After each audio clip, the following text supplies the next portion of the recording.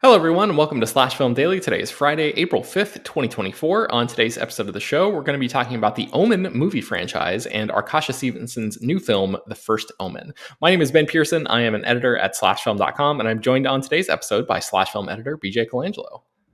Hiya. BJ, I noticed that you sound slightly different today. Tell me where you are. What are you doing? I am recording from my hotel room at the Overlook Film Festival in New Orleans, Louisiana, and I had the travel day from hell yesterday, so I do not have my microphone or my headphones, so we're having a good time here. Well, I appreciate you making time in the middle of a presumably pretty busy stretch for you to talk about The Omen and this new movie, The First Omen, that is in theaters right now.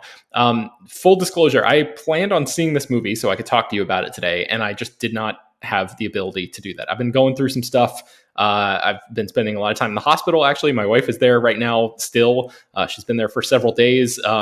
Everything seems to be on the up and up, but I'll probably talk about that more detailed maybe next week or something in like a water cooler if we do that. But yeah, suffice it to say, it's been a whole thing, and and so I have not had the time to like go out and see movies like I normally would. So anyway, I guess I in lieu of me being able to add anything significant to this conversation, BJ, I was hoping you could walk me through your thoughts on the Omen franchise as a whole. This is a franchise that I am utterly unfamiliar with. I missed out on the first I was going to say the first Omen, the original Omen. And it was going to be something that I tried to catch up with in advance of seeing this prequel film. Obviously, my plans were thrown into chaos. But what do you think about the Omen franchise as a whole? So the first Omen movie, the OG Omen, I guess is how we'll refer to it to not have so much confusion. But OG Omen is one of my favorite films of all time. I watched this movie way too young, but I feel like that's my story with most classic horror movies. But I watched this as a kid, and within the realm of these like religious satanic horror movies from the 70s, The Exorcist, Rosemary's Baby are the other two big ones from this category. The Omen was my first favorite, probably because it's the one that I saw first, but also because I love how matter of fact this movie is. It's about the Antichrist. Like, there's no bones about it. There's no sort of like cutesy mystery surrounding it. It's, well, Gregory Peck is raising the Antichrist. Isn't that wild? And so I really like that. And I love how there is a little bit of like pulpy sleaze to the original Omen, which makes it a really fun movie to rewatch. As for the rest of the franchise, I can give or take it. None of them hit the highs for me quite like OG Omen does. There's also some weird timeline stuff because in the third movie, which it was released sometime in the 80s, suddenly Damien, who was 5, is now full-grown man Sam Neill. It doesn't fully make sense in that regard. But I was so dazzled by the first Omen that, not to say we are so back, but we are so back. Excellent. Okay, so I have a couple points to make here. So the original Omen came out in 1976. A couple years later, Damien: Omen 2 came out, and then in 1981, Omen 3: The Final Conflict came out. That's the one you're talking about with Sam Neill. That was 81, and then 10 years later, Omen 4: The Awakening, I believe, was released it was a TV movie, so it came out on Fox, is what I can understand. And then in 2006, there was a remake of the original film, and then now, almost 20 years later, is The First Omen, a prequel to the original that goes all the way back in the timeline. One thing that, when you were talking about your relationship to the franchise, that I had a question about, BJ, is like, was there an aspirational quality to The Omen for you? Because you saw it so young, and it's about a kid who is the Antichrist. Were you like, oh man, this kid's like misbehaving, and I would love, I would love to, to be like, it was like a Dennis the Menace type of vibe. Is that what drew you to it at all? So I actually just talked about this on my podcast, This Isn't Prom, with The Crush, which is an Alicia Silverstone movie where she's a 14-year-old who totally ruins Carrie Elwes's life. And that was absolutely an aspirational thing for me, is I loved watching kids just mess things up. And the fact that, Damien is in this family with an American diplomat, so he's also messing up things for like a government official. Like, that's great. That's some good fantasy booking for a child. Awesome. Okay. So, yeah, give me your spoiler-free thoughts about the first Omen, and then we'll get into more spoiler-heavy stuff after that. But I want to at least carve out some space for people who haven't seen the movie yet, just to sort of get a sense about what you think about it and whether or not it might be worth their time. So I will preface this by saying I know that right now, Hollywood and the filmmaking landscape in general is just inundated with how can we make a remake or a sequel or a prequel or a reboot or whatever with some recognizable name brand thing. Let's just mine through all of our IP. And the results have been mixed to bad overwhelmingly. So I totally get why there's probably a lot of people thinking, ugh, the first Omen, who asked for this? Because that was my initial thought as well. I'll fully admit, I got to go to the premiere and they had, confessional booths set up and there were creepy nuns everywhere. They had the costumes on display and I was like, all right, they're really trying to talk this up so that people know that this is a little bit more than just, shameless mining through IP. I was wrong. I was so wrong. The first Omen goes so hard. It is amazingly fun. It is genuinely scary. And I love that it is a movie that could on its own exist as its own story. It deals with a young nun named Margaret. This is the story about how, Damien came to be. But if you didn't see OG Omen, you're not going to be missing anything. It definitely enhances your experience because there's a lot of little things sprinkled throughout. But you don't have to have seen any Omen movies to enjoy the first Omen because it leads you right into the original Omen. It dovetails into it perfectly. But this movie goes shockingly hard in ways that I have not seen in a studio produced, like a big studio produced horror film in a very long time. So I was going to ask you how this compares to other nun-centric horror movies that have come out recently, because there seems to be, I mean, you've got the Nun franchise that was a spinoff of The Conjuring, and then obviously Immaculate is the Sydney Sweeney movie that just came out, what, a week or two ago, and is also a scary movie involving nuns. So I was wondering if you, how would you place this movie in that context in terms of comparing them? I know you've said this movie goes hard a couple times. Is this more intense, more extreme than those other films? How would you sort of situate that in people's minds? So this movie goes exponentially harder than the Nun franchise does, but it's also a very different movie. The Nun franchise is very much supernatural and a character just sort of happens to be a nun. The first Omen is far more in line with Immaculate, especially thematically. Both stories are telling, cautionary tales about women's autonomy. They both deal with, weird demon pregnancy type thing. So they definitely have more in common. I think that these two movies coming out at the same time is brilliant for both of them because now you have an incredible double feature where you have two movies where the third act is shockingly awesome, incredibly violent, and both movies have absolutely fearless performances. Both Sydney Sweeney and Nell Tiger Free in The First Omen are out of this world good at what they're doing and commit in ways that we haven't seen in horror in a very long time. And it's so refreshing to have these just powerhouse horror performances in movies that aren't slasher films. So they're not following the final girl tropes. It's something totally different. They are in such command of their movies. So I do think that Immaculate and The First Omen play really well together. But in terms of comparative, they're just taking very different approaches. Immaculate is a little bit slower in terms of its build toward its third act, whereas The First Omen kind of comes out the gate swinging and doesn't let Mhm. up. Awesome. Okay.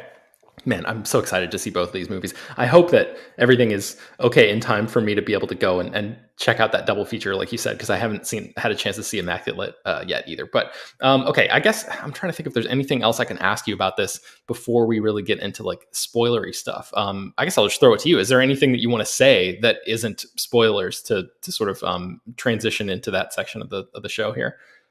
Something that I found really fascinating with this that is not spoilery is that the first Omen does include the character of Father Brennan, who people, if you've seen the OG Omen, know that is the priest in OG Omen who unfortunately does not make it out of that movie alive. So this is a really interesting inclusion of him being here a little bit younger, but not by much, but he is a little bit younger, and seeing how hard his dedication has been, because by the time we meet him in OG Omen, he does seem a little bit like a basket case, because he's just like, ah, Mr. Thorne, your child, he is the devil. And you're like, all right, creepy old priest, what are you doing? But in this movie, you see kind of where that started. And I found that to be very interesting, because he's a main character, but he's not the main character. And I feel like another version of this prequel, it would just be a Father Brennan movie. And the fact it's not, I think, is the smartest decision that they could have made.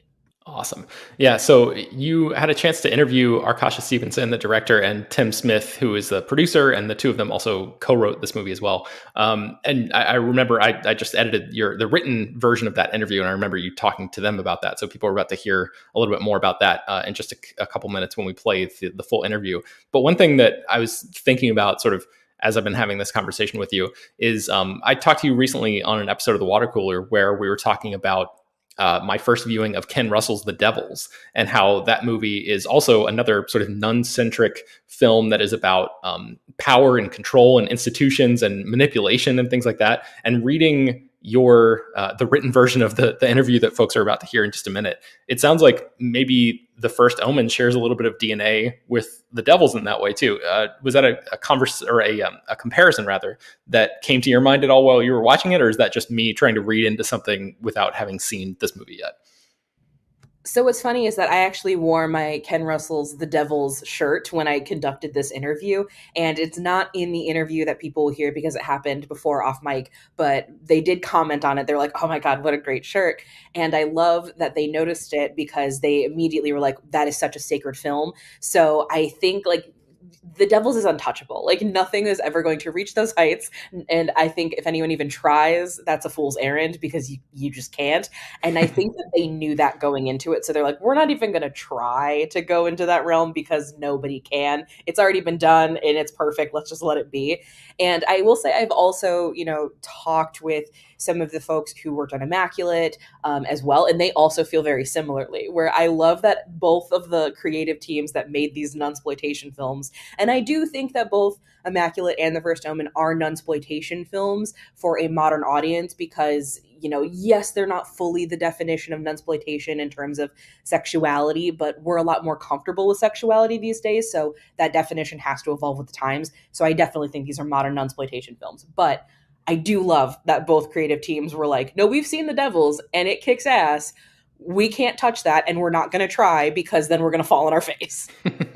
Okay. All right. So now I'm going to sound the metaphorical spoiler gong here. And if you've not seen this movie yet, click away, pause, come back, and check it out. All right. So, BJ, anything that you wanted to say? I mean, you don't have to go deep here, but just any spoilery thoughts that you wanted to offer about this movie and your experience watching it, and sort of how you are thinking about this movie as it heads out into wide release right now. The main one is that this is a 20th Century Studios movie, which means this is under the Disney umbrella, and you fully see a demon arm climb out of a vagina in this movie. That is the big one for me. So yeah, not exactly a typical Disney fare then. No, like, not even close. And that is like, that's not like the end of the movie. There's been a lot of talk about how that scene, we do talk about it in the interview about the NC-17 rating.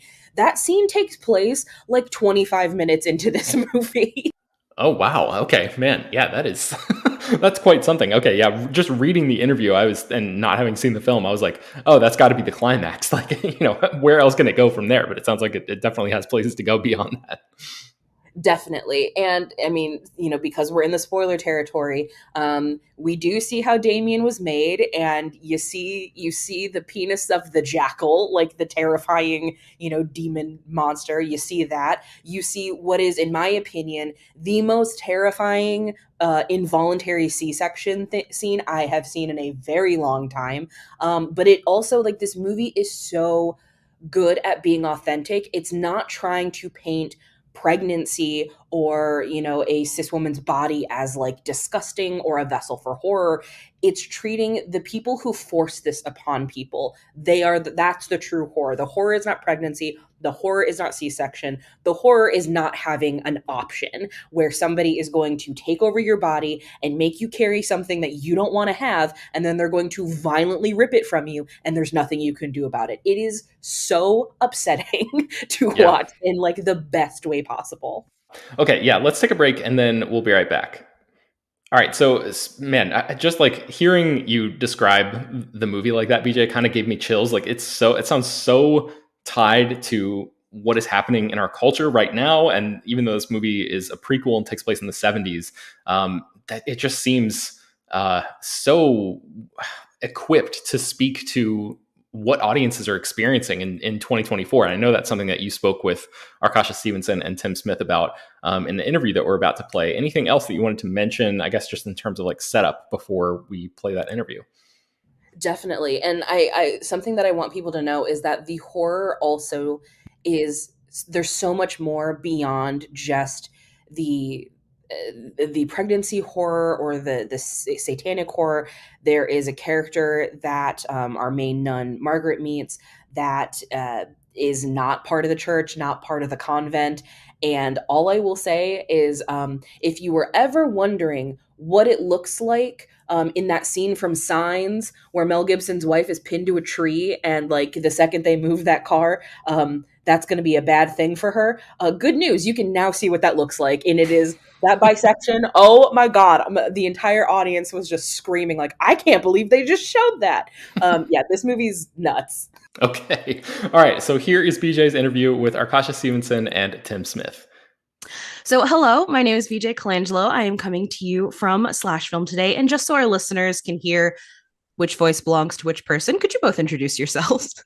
Yeah. Hey, I'm Arkasha. I'm the director of First Omen. And I'm Tim. I'm a co-writer and EP on the movie. Fantastic. So, over the years, I've spoken to countless folks in the horror sphere, and many of us have stories watching The Omen, probably too young, but I think we all turned out fine. So, what are both of your relationships with the original Omen? Yeah. Well, then when I was a kid, A&E had this double feature on Valentine's Day, which I thought was super appropriate. It was The Exorcist and The Shining.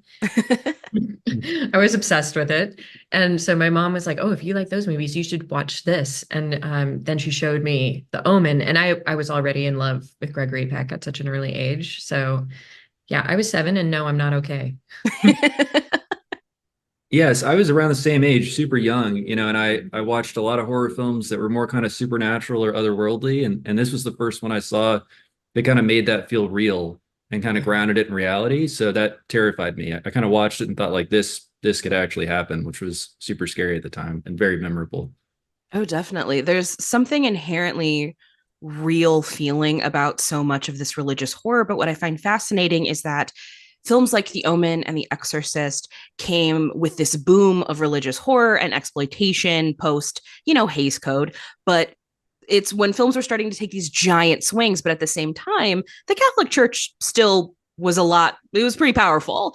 And obviously the church is still powerful today, especially in the States, but we're becoming a more and more secular society, but at the same time, films are becoming a little bit more sanitized. So it feels like The First Omen is coming out in like the inverse of when culturally the original Omen came out. So I'm curious if that impacted your approach to telling this story at all. Yeah, what's kind of interesting about that is I think that you're right. We are becoming more and more secular as people, but the evil isn't going away. Mm-hmm. And so I think it's making us realize that the supernatural elements are really not to blame. They're really just kind of a front man for, the darkness that really just lays in all of our hearts. And I think that was kind of what we wanted to, or how we wanted to approach The Omen, because the devil now is quite fun and sassy, and so it's, I think, really thinking about the devil being a tool for human beings who are trying to use him in a way to get more control. And it really, like, we were thinking about terror being spiritualized, and the ways people use terror as a weapon against people. And that was really what we were focused on. Yeah. And I mean, that was a great question. I think honestly, we try to extrapolate this idea of institutions and power and how they respond to feeling threatened, beyond the Catholic Church, which I think can apply to a lot of what's going on right now. I think, like you said, that film was so good, The Omen in 76, in turning a mirror to the horrors of its time. And we really wanted to do the same with this film. So while the Catholic Church isn't as prominent, I think, institutions in power, how they respond to fear, how they cling to that power when they're under threat, that really resonated with us. And we completely experienced this idea of kind of content being more sanitized. I totally agree. I think right now it's difficult sometimes to push the envelope and kind of get more boundary pushing imagery out there. Absolutely. And I love that you wanted to speak to sort of these institutions of power because, I'm a lesbian, so I've been told my entire life that I'm going to burn in hell. And that stops being scary when you hear it so often. But the things that do scare me are these institutions that do have so much power. And I really loved that this film took this very 2024 approach to dismantling institutions, but still allowed it to be a prequel film, be a film set in the 1970s. So when you were developing this story, what was it like to get into the mindset of, this bygone era? Yeah, it was interesting just because we love 1970s horror so much, and it has such I have so many childhood memories of watching these movies. So there's such a nostalgia baked into it for me. Mm-hmm. And we wanted to make people feel safe through that aesthetic, and like trying to recreate that aesthetic as much as we could so that possibly it felt like we had actually shot in the 70s, maybe, but then really contemporize the film by talking about issues that are really pertinent right now. And I think terrifying, most of the country. Like I think that there's kind of subtle messages that all women should burn in hell is what we're kind of, growing up. And especially if we express our sexuality or embrace our bodies. And so I think that was something that we were really excited to talk about with the film. Yeah, it was so important to us that the film didn't feel like an artifact of the 1970s, that the horrors that it's speaking to really resonate and feel very pressing and kind of disturbingly familiar. But like Kasha said, we love those films. So the kind of style that those films are made in kind of soaks into our bloodstream in a way because we've watched so many of those films. So trying to make a film in that style was so much fun, but it had to feel modern in what it was obviously talking about. Oh, definitely. And I think the visual language of the film also really enhances this point. Two things that I like. I love the costume design in this movie. And when you see, all of these little girls at the orphanage, they are in very 40s, 50s style dress, but then we have them going out to the disco and it is very clearly the 1970s. So you're definitely showing visually one world that's, clinging to the past and one that is trying to push forward, be progressive, do something. I thought that was really interesting because I think even films in the 70s sometimes forgot that there were also generational, conflicts happening at that time. So I think you did that very, very beautifully. So that wasn't a question. That was just me complimenting you. I hope you were welcome with that compliment. Thank you so much. Also, I just want to say, you're the only person who's picked out kind of the style of the little girls' dresses at the orphanage, because we wanted to kind of create this feeling that they're not really taken care of. They're just hand-me-downs from Totally. And that's exactly how it reads, where it feels like, okay, you're here, but we know there's a different concentration happening with everybody in the system, and it's not taking care of these girls. Yeah, exactly. Thank you so much. Yeah, and then exactly with the disco, it's like disco in itself was a cultural rebellion, and so it was so exciting to have this little disco moment for it. So thank you for noticing all that. Yes, you're very welcome. The dress that Margaret wears, I'm obsessed with it. It's so beautiful. But this, they're obviously, you have so many time-honored greats in this film, like Bill Nighy and Charles Dance, Ralph Ineson. You have the Spider-Woman herself, Sonia Braga's here. But then you have this absolute force named Nell Tiger Free. What was the process like in finding her? Because I watched Servant, I know she's great, but for those who may not be familiar with her work, she's phenomenal. So how was finding her? Yeah, I mean, honestly, it was a wild experience because development lasted for quite a while, and then all of a sudden, 20th said the film is greenlit. You're going to Rome right now, and we didn't know who we were casting for anything. We didn't really even know if the film was going to happen. And on the plane to Rome, we rewatched Servant, and kind of landed in Rome saying Nell's Margaret, And then we got to talk to her, and she was kind enough to do a reading of a scene, and it was one of the more kind of emotionally devastating moments in the film. Yeah. And she was unbelievable. And so it was a really seamless process. She just blew us away. She was amazing. Yeah, she's really fun because she's a very instinctual artist, and so you'll say like, do you have any questions? Do you want to talk about anything? And she'll be like, no, I just want to do it.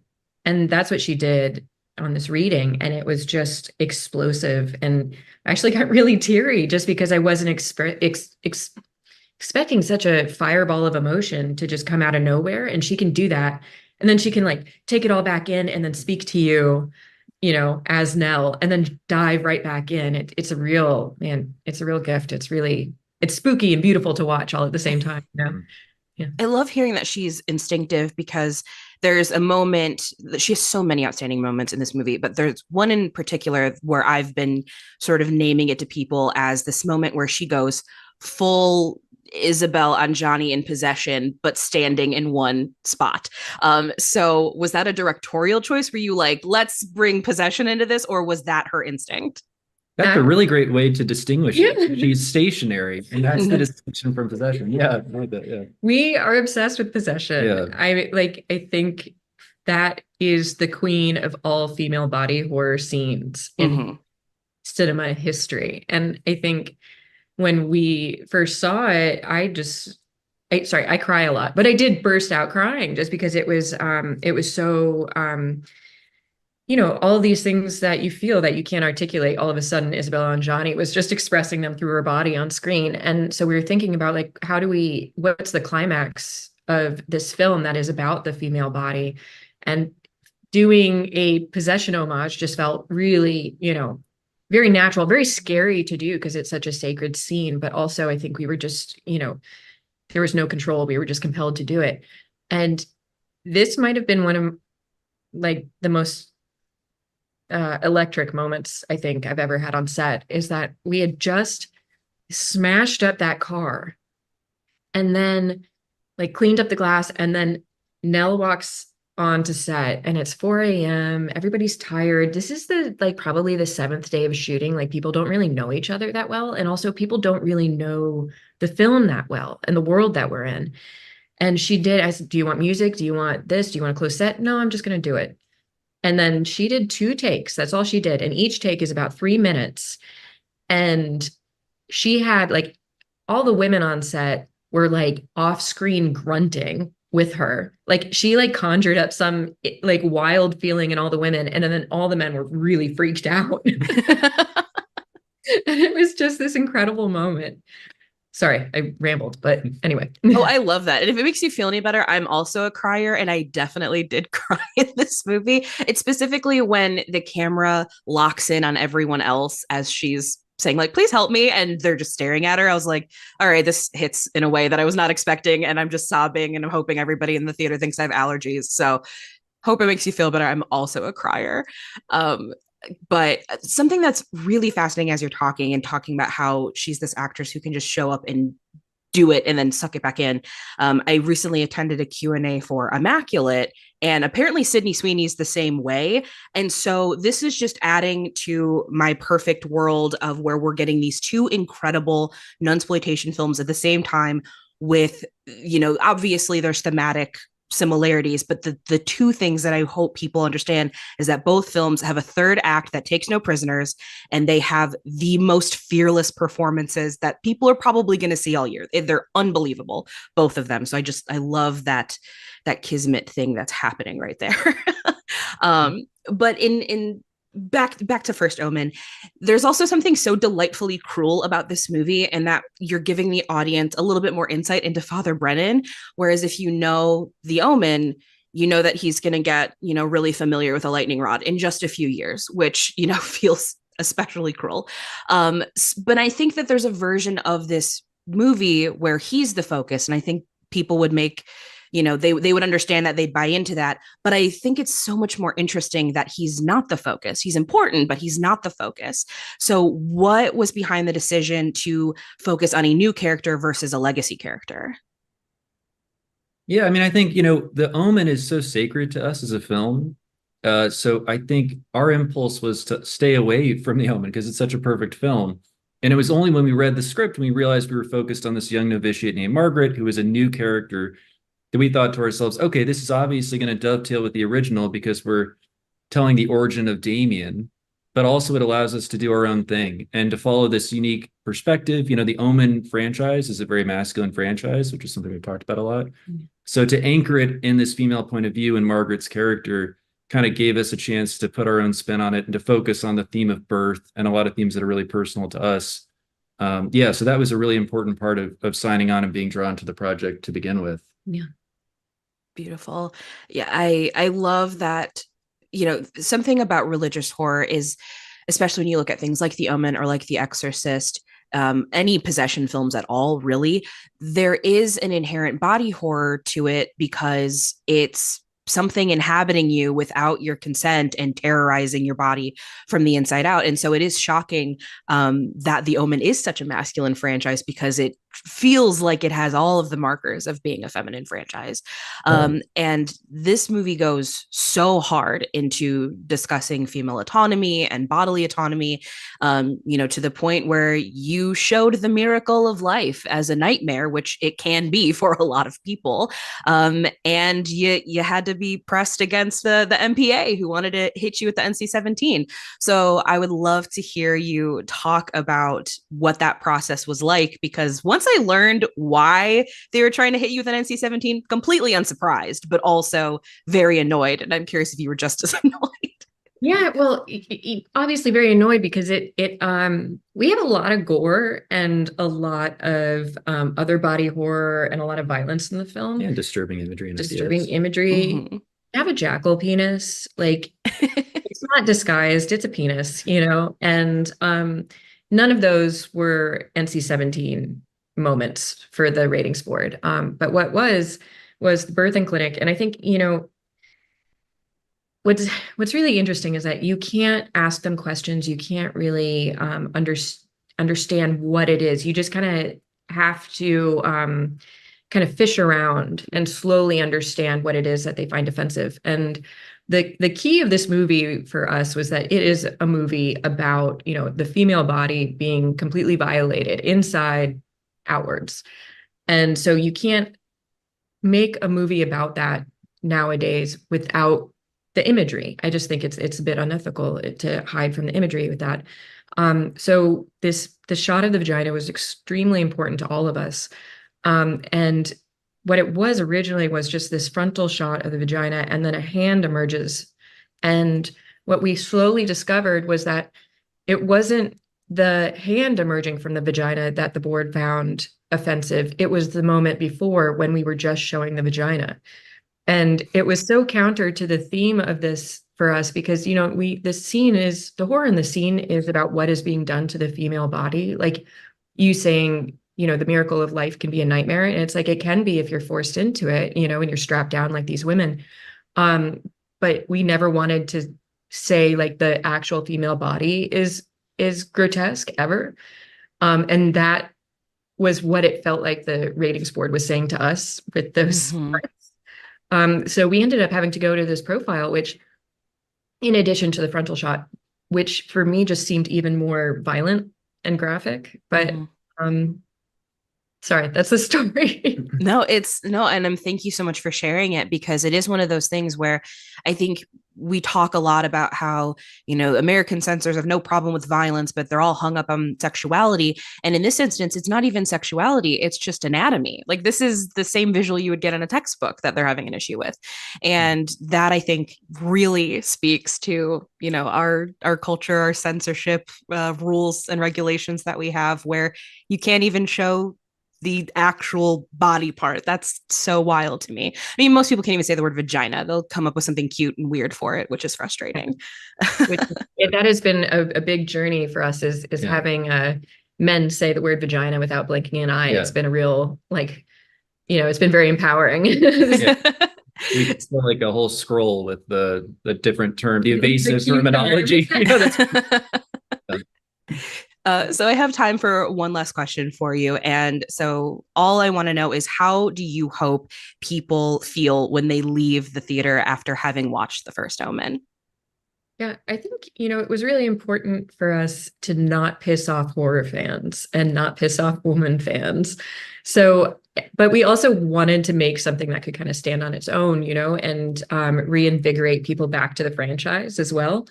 And so I really encourage everybody to have a really good time with this movie and then also visit the Donner film.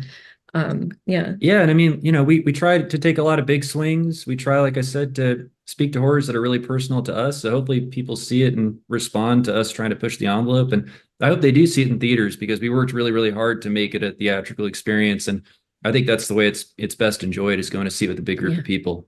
We have 35 millimeter prints, y'all. Yeah. So, yeah. And I agree completely. Getting to see it in a fully packed theater last week was exactly the environment that I needed to be in to see it. Awesome. So congratulations on this film. And thank you so much again for talking with me. Thanks for taking the time. Thank you.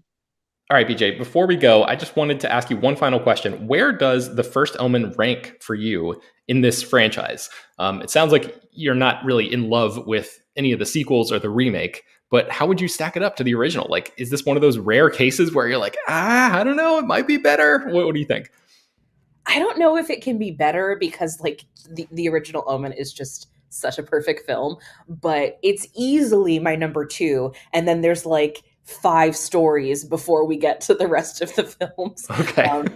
So like this is definitely up there, but I don't know, depending on my mood and, ask me in like 5 years from now, it might be up there. Okay, excellent.